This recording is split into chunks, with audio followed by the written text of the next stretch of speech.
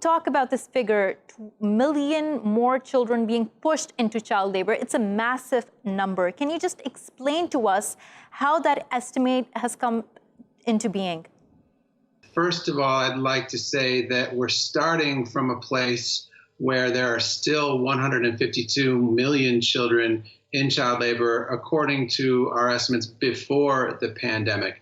So there really is a very big risk that for the first time in 20 years, we're going to see an increase. So globally, the numbers of children in child labor have declined by almost 100 million since we started measuring 20 years ago. So this very positive trend and progress in eliminating child labor could very well be reversed. We'll have quantitative estimates of by how much in next year when we do our next global estimate. So right now, the report that we put out really sounds an alarm and is a call for a strong response to prevent the worst from happening.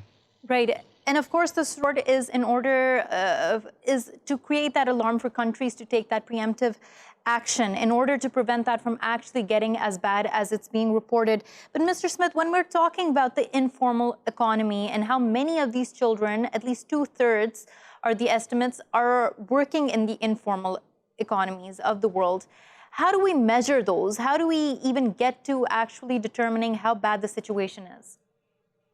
Yes, well, you put your finger on the problem, really, that the vast majority of child labor does occur in the informal economy.